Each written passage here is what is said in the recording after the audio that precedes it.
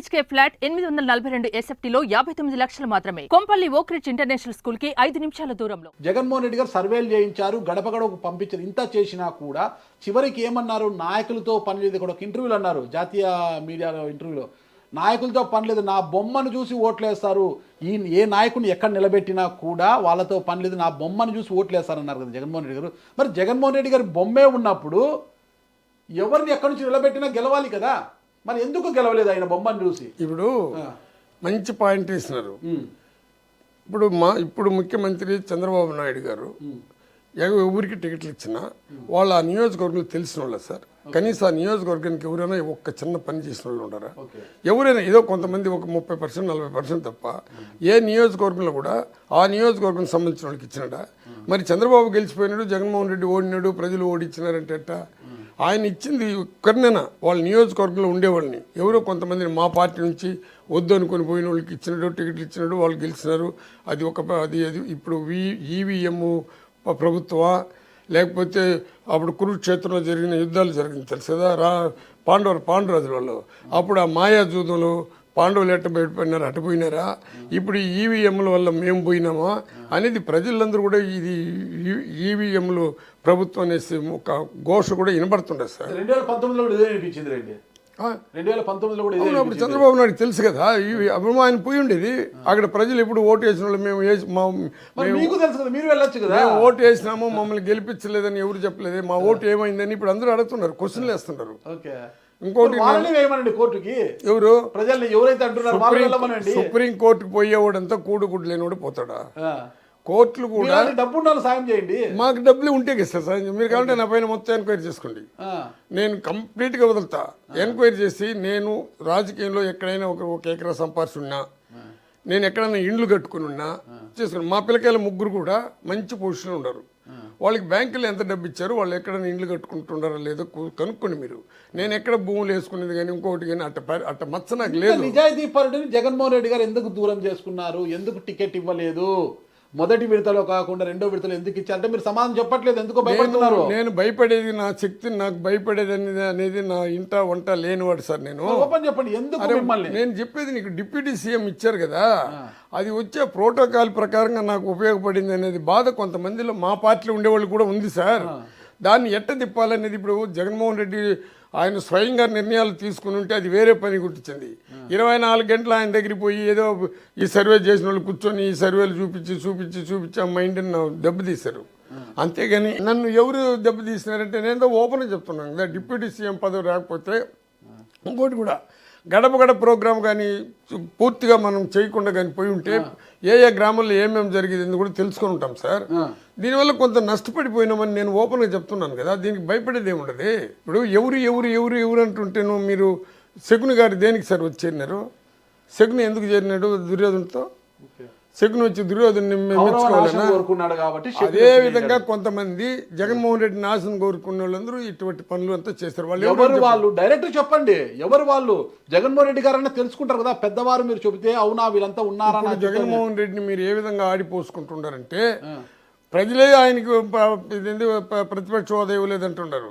ఇప్పుడు నేను ఎవరిపైన ఒకరిపైన రెడ్లు తిడతారు, రెడ్లు నేను ఏ రోజు తిట్టలేదు. రెడ్లు లేకపోతే నేను సమితి పెట్టి ఉన్నాను, రెడ్లు లేకపోతే నేను 3-4 పర్యాలు నేను ఎమ్మెల్యే గెలిచి ఉన్నాను, రెడ్లు లేకపోతే నేను సమితి సర్పంచ్ గెలిచి ఉన్నాను. జగన్మోహన్ రెడ్డిని ఎవరైనా రెడ్లు తిడితే ఇప్పుడు వాళ్ళని తిట్టినా.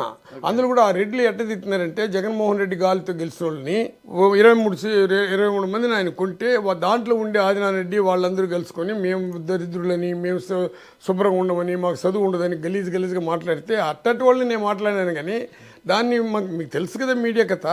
ఎందుకంటే మేము ఒక దళితులు కాబట్టి ఎదిగేది ఎవరికి ఇష్టం ఉండదు. ఈ జగన్మోహన్ రెడ్డి ఎప్పుడైనా ఏ పార్టీ అయినా ఈవెన్ ప్రైమ్ మినిస్టర్ కూడా నేను బీసీ అని ఎక్కడ చెప్పుకోవట్లే.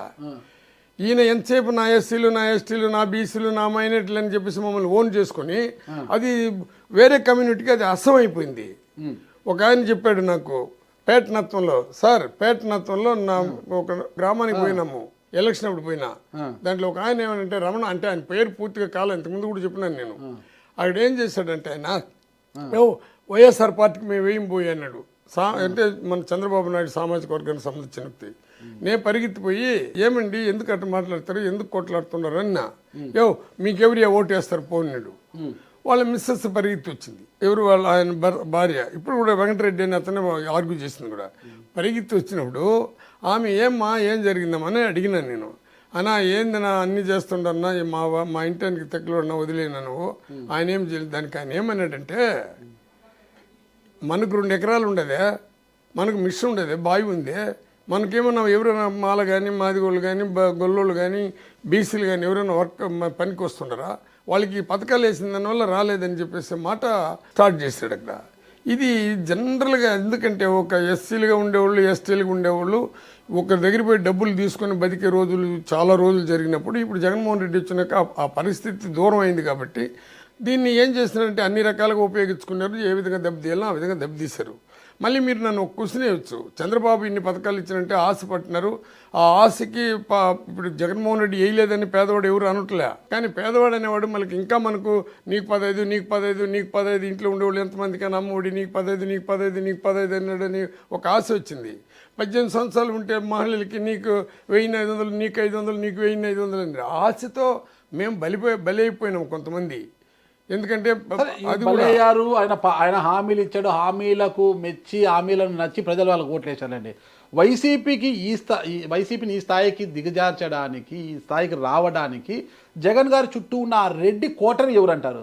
ఈ పార్టీ ఉన్నంత వరకు, జగన్మోహన్ రెడ్డి ఉన్నంత వరకు నేను పార్టీలో ఉండి నేను నిర్ణయం తీసుకున్నాను. నాకు ఎందుకంటే నాకేంది మంత్రి పదవి ఇచ్చేది, నాకేం డిప్యూటీ సీఎం ఇచ్చింది. ఇంత పెద్ద పదవి ఇచ్చిన సంస్థ పైన ఎవరెవరు కోటగిరిలో ఉన్నారనేది నీకు తెలుసు, అందరికీ తెలుసు, ప్రజలకు కూడా తెలుసు. ఇప్పుడు ఓడిపోయిన చాలా మంది ఎమ్మెల్యేలు, ధర్మవరం మాజీ ఎమ్మెల్యే కేతిరెడ్డి గారు కావచ్చు, రాజానగరం ఎమ్మెల్యే జక్కంపూడి రాజా కావచ్చు, వీళ్ళందరూ కూడా డైరెక్ట్గా సజ్జల రామకృష్ణారెడ్డి గారిని, ధనుంజయ రెడ్డి గారిని వీళ్ళని ఆరోపిస్తున్నారు కదా. వీళ్ళు మా దగ్గర ఒక వీక్నెస్ ఉంది. ఈ ఆరోపించే వాళ్ళందరూ అప్పుడు ఎందుకు వాళ్ళు పోయి అప్రోచ్ కావాలా?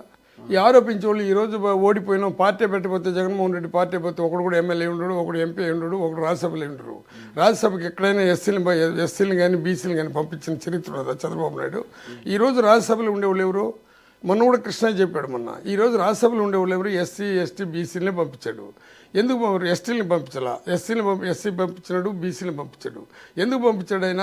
వాళ్ళకి కూడా రాజ్యసభలో సభ. ఒకప్పుడు రాజ్యసభ అంటేనే పెద్ద మేధావులు ఉండే సభ అన్నారు. అలా పంపించిన బీసీలే ఈరోజు మోపిదేవి వెంకటరమణ గారు కావచ్చు, బీద మస్తాన్ రావు గారు కావచ్చు, ఇద్దరు రాజ్యసభ సభ్యత్వం రాజీనామా చేశారు. పార్టీ కూడా రాజీనామా చేసి వారు ఇంకో పార్టీలోకి వెళ్ళే పరిస్థితి.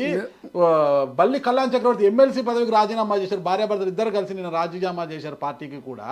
అదే కోవలోని యేసరత్నం కూడా పయనించే పరిస్థితి. ఈ రోజు జగన్మోహన్ రెడ్డి మళ్ళీ ముఖ్యమంత్రి అయి ఉంటే ఈ మహానుభావులందరూ ఎవరికో 10 లక్షల కోట్లు ఇస్తానంటే కూడా ఒకరు కూడా పోయి ఉంటారు సార్. ఇప్పుడు ఎట్ట అయిపోయిందంటే కోట్లు ఇస్తే ఎందుకు పోరండి? నేను సార్ నేను నీకు మాట చెప్తున్నాను. ఎందుకంటే వీళ్ళందరూ ఇప్పుడు ఎందుకు పోతున్నారంటే కొంతమందికి వ్యాపారాలు ఉండొచ్చు, కొంతమందికి బిజినెస్ ఉండొచ్చు, కొంతమంది వాళ్ళు ఇప్పుడు ఎక్కడ చూసినా రాష్ట్రం అంతా ఇప్పుడు ఇది ఒక ఈవీఎం ప్రభుత్వం అని చెప్పేసి అసలు ఇది ఒక ఏదో రెడ్ బుక్ ప్రభుత్వాన్ని ప్రజల పైన పడుతున్నారని ఒక భయంతో కూడా వెళ్ళిపోవచ్చు. దానికి మనం ఏం చేయగలుగుతాం వాళ్ళు పోయిన వాళ్ళని? కానీ వాళ్ళు మళ్ళీ ఒకటి నిర్ణయించుకోవాలి. ఆత్మసాక్షి అనేది ఒకటి ఉండదు. జగన్మోహన్ రెడ్డి ఇచ్చిన వాళ్ళు ఆయన పార్టీ పెట్టకపోతే, జగన్మోహన్ రెడ్డి పార్టీ పెట్టకపోతే మేమందరూ ఎమ్మెల్యేలు మంత్రులు అయి ఉంటామా? ఈ రోజు ఎమ్మెల్యేలు మంత్రులు అయిన నేను డిప్యూటీ సీఎం అయిన మంత్రి అయి ఉండగా సార్. అందులో నేషనల్ పార్టీలో నన్ను మంత్రి చేసేదానికి ఎవడన్నా ముందుకు వస్తాడా? ఈవెన్ రాజశేఖర రెడ్డి వాళ్ళు కూడా కాలేకపోయింది. ఆయన పార్టీ పెట్టకపోతే కూడా చాలా మంది ఎమ్మెల్యే లెవెల్ కాదు, మంత్రుల లెవెల్ కాదు, అది వేరే. తెలంగాణలో కేసీఆర్ గారు టీఆర్ఎస్ పార్టీ పెట్టకపోయి ఉంటే చాలా మంది ఎమ్మెల్యే లెవెల్ కాదు, మంత్రుల లెవెల్ కాదు. ఈరోజు అది వేరే ఇష్యూ. ఎవరైనా పార్టీ పెడితే వచ్చిన వాళ్ళు సర్వీస్. జగన్మోహన్ రెడ్డికి ద్రోహం చేసిపోయిన పార్టీలో చాలా మంది పోయినారు. ఒకవేళ ఎమ్మెల్యేలు కూడా అయి ఉంటారు, మంత్రులు కూడా మళ్ళీ అయి ఉంటారు. మళ్ళీ ఇప్పుడు 23 మందిలో పోయినారు కదా. ఈ 23 మందికి కొంతమందికి చంద్రబాబు నాయుడు మళ్ళీ ఎమ్మెల్యేలు చేసినారు కదా.